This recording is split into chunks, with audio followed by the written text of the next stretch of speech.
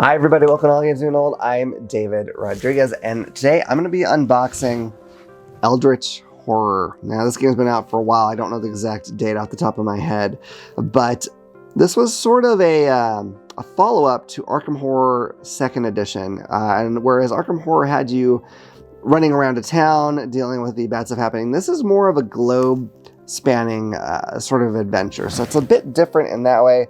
Has some different mechanics. Now, since this has come out, we've had Arkham Horror 3rd Edition. Now, and Arkham Horror, both editions have been my favorite game of all time, 3rd having replaced 2nd. And so I hesitated on getting this, even though I absolutely love the Arkham Horror, the Arkham Files theme, because this is kind of a weird thing that I do sometimes, where I love Arkham Horror so much that even though a lot of people said they liked this better, I didn't want a game to replace Arkham Horror for me. I know that's strange when, if this game is better, then, great. But I just had such a special love for Arkham Horror, and I was afraid, as dumb as this sounds and as weird as this might mean my brain works, that this would come in and it would utterly replace it for me. And for some reason, that just kind of made me feel a little sad about it. So I didn't take the plunge. But at some point, I kind of realized, I'm this big Arkham fan. I've played not every single game. I think the only one I haven't played is this and Unfathomable. And I just kind of decided I really need to try this. I think it's silly of me to have that weird thing about worrying about replacing a game when it is still somewhat different and probably will have a little different feel to it. I would really like to play Unfathomable too. That one's a little tricky though, because I think you need at least 3 players.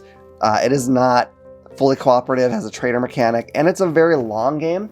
I'm okay with all that stuff, but a lot of the people we play with really don't even want to play competitive games, and one of the few couples we play with that likes competitive games, at least one of the people in that group really does not like traitor mechanics, so we wouldn't even bring that to her. So that's one I really would like to play. I don't know if it's reasonable for me to get it, so I'm hoping I'll get a chance to play it sometime with someone somewhere. So hey, if you're in the Pacific Northwest and you have a copy of that game, feel free to message me. We can get that going. I would love to try it. So anyway, but let's talk about this one now. So this is for 1 to 8 players here. So that's, wow, I don't know if I'd play one of these 8 players because this is going to be a long game for sure. And 8 players, wow, that would be something. So it says it takes 2 to 4 hours. So we're right in the same Arkham Horror range, I would say. It wouldn't be shocking if sometimes the games take longer than that. I would actually be very shocked if you played this in 2 hours. Maybe if you were purely mechanical and you were super just expert at this, but otherwise, I don't know about that. So it says, the end of the world draws near. The world stands on the brink of catastrophe. The year is 1926, and an elder being of unfathomable power threatens to awaken from its long slumber, bringing death and madness in its wake. Strange cults and unspeakable monsters wreak havoc on every continent as the fabric of reality tears itself apart, opening gates to bizarre other worlds. Only a few brave investigators understand what is truly happening. These tenacious souls come from every walk of life to pit their skills and weapons against the threat of the Ancient One. It falls to them to explore the most remote corners of the globe, to fight the nightmarish creatures that lurk in the shadows, and to find the answers to the ancient mysteries of this Eldritch Horror. So it's a cooperative adventure game for 1 to 8 players, inspired by Arkham Horror. So let's crack this sucker open. I can already see on the back, it's going to have some really fantastic art. All these games do. Wow, I'm not getting this in here. This might be the first one that I couldn't crack open with the, there we go. There we go. Okay. I had to give it one more shot. I was failing my, my skill check on that, I guess. So let's open this up. One thing I've heard about Arkham Horror 3rd Edition is that they sort of took elements from Arkham Horror 2nd, Eldritch Horror, and the card game and sort of blended them together. And I've definitely seen some aspects that were in the card game that are in 3rd edition, like the drawing tokens from the bag thing. But I don't know. I'm not sure what it is from this one that they've said that it took from it. So I'll be interested to check that out. I would like to point out, though, this is a game by Corey Kineska. I'm not sure if I'm saying that right, and Nikki Valens. And Nikki Valens has never done me wrong. Nikki Valens, incredible designer in my opinion. And that's to say, I'm not saying the same wouldn't be true of Corey Kineska. I just haven't been as aware of what all I've played by Corey. So, okay. So here's our rule book. And we have a reference guide. So I'm wondering if this is going to be like the learn to play kind of thing that a lot of the newer games have. I don't remember when they started doing that compared to when this came out. But the rulebook doesn't feel incredibly thick. 16 pages, that's not too bad. You know, the first few pages are set up, so that's nice. And we have our different phases: action phase, encounter phase, mythos phase, kind of typical Arkham stuff. And that's winning the game. I'm sure there's rules for combat and different tests, yeah. So health and sanity, yeah, okay. So pretty standard stuff for this series. Let me move that to the side. Reference guide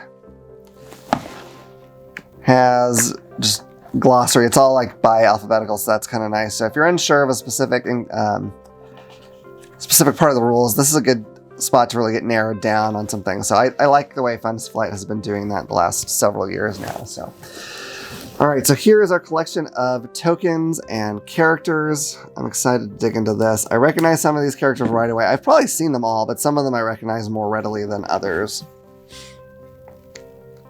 So let me get into this if I can. This is a game that has a lot of expansions, and I'm wondering, I don't know if the expansions for this are more like the Arkham Horror 2nd Edition. I imagine they are, in that sometimes you have an entire other board, which is mind-boggling to me. Like because I'll want to play expansions, but how will I ever fit expansions to this anywhere? I don't know how that can be done, to be honest with you. So, but that's okay. You know, people do it. I'm sure it's possible, but it could be a tricky thing. So we'll see. If it just replaces the main board, that's okay. All right, so we got all the tokens. Here's all your character standees. I don't know the names of all the characters, and some of them I know visually, but I can't recall the name. I know she's Lily Chen because my wife really likes Lily Chen. So, but we'll get into that. We have all our monster tokens, which will look very familiar to anyone who's played these games. They use a lot of the same art over and over again, which is fine. It helps you kind of notice them on a glance, but there they all are. We have, of course, your health tokens, one sanity token. I'm not sure what the little boat tokens are, but I'm sure we'll know eventually. Here's more sanity and health tokens. I don't know what the tentacle tokens are, but it's probably bad. These look like maybe portals to another world of some sort in the game. Okay. Oh man, there's a lot of cards. Not that I'm shocked. If you played either second or third edition of Arkham Horror, you know there's just decks upon decks upon decks of cards. A lot of them are very tiny cards, and I see that there's some of those in here too. So, all right, so we're gonna take this off. This is gonna be the board, of course. So I'm gonna move the box aside and try to give you a view of the board here. So give me one sec. Let's see here. I imagine it's gonna be pretty large. So, boy, oh boy, excuse me, this is a tough fit here. Okay, wowie, I'm not gonna be able to get all this on camera because I just can't get that far away. So we're gonna kind of scroll this down and hope I can get all of it. I'm gonna hit my my tripod if I'm not careful. So there we go. It goes all over the world. I'm gonna turn sideways so I can look at these cities a little better. So we have San Francisco, Arkham, the Amazon, Buenos Aires, London, Rome, Istanbul, the Pyramids, Heart of Africa, Antarctica, Tunguska, I'm not sure if I'm saying that right, the Himalayas, Shanghai, Tokyo, and Sydney. So really all over the world with this game, which is going to be a different feel, and I might like that a lot. I do like the kind of small town investigation feel, but I'm not against this world-spanning thing either. I imagine it probably feels a bit more epic to be jumping all over the world like that. So let's look at some of these cards. Some of them I expect are not going to be very picture heavy, so I'm not going to look at them too much. Like I think these are probably for different locations, the kind of encounters you can have. Again, I'm noticing this in. Kind of a typical thing for these Arkham games. You'll go to places and you'll draw a card from a certain area, and then depending on what area you're in, you're going to read the text on there, and it's going to probably tell you to do some kind of test or tell you what happens or let you make a choice. Kind of normal stuff for these games. So yeah, not a lot of pictures here, although there's a little bit of art in the corner. Pretty nice. You're probably not going to spend a lot of time looking at that when you're playing the game. Okay, so these might be kind of similar, but let's take a look.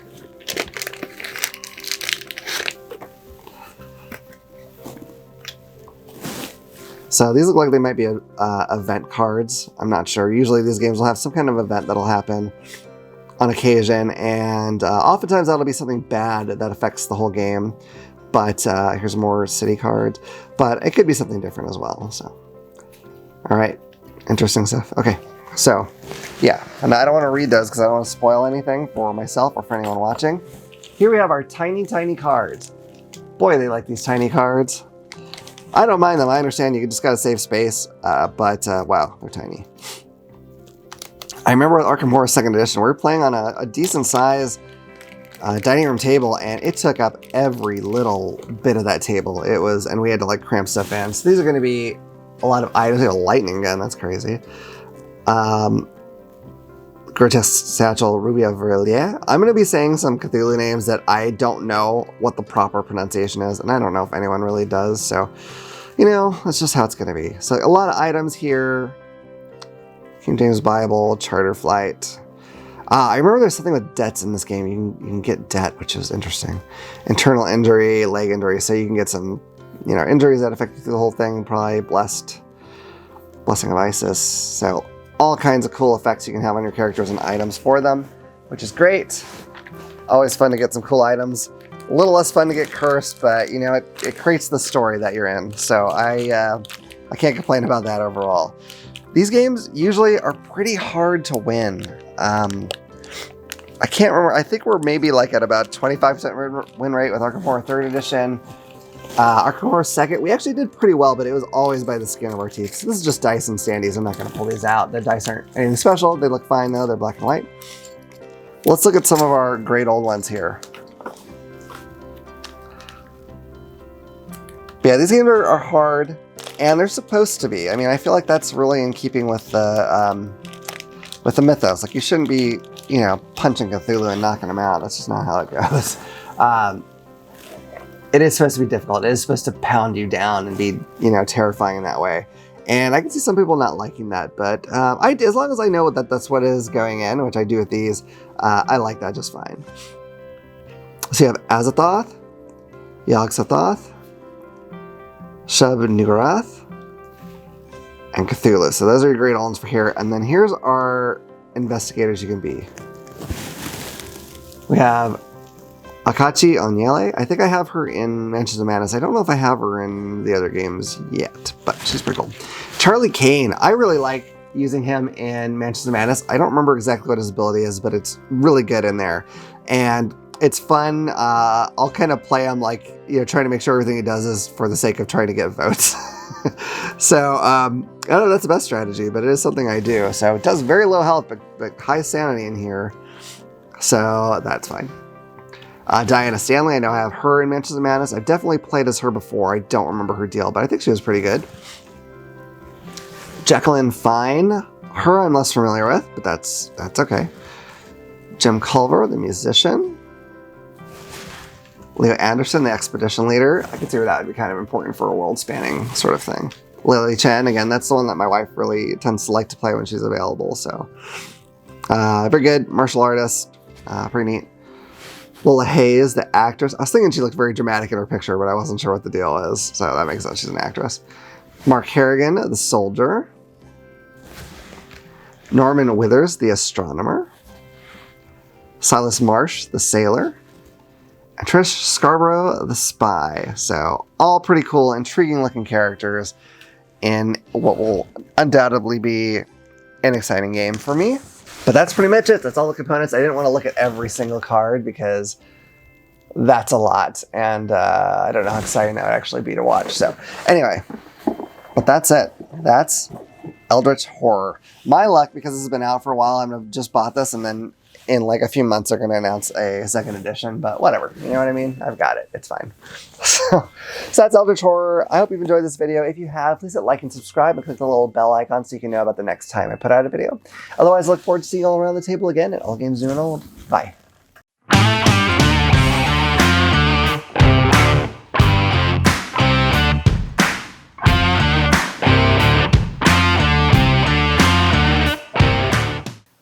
If you enjoyed that video, you might also like this one. Or this one.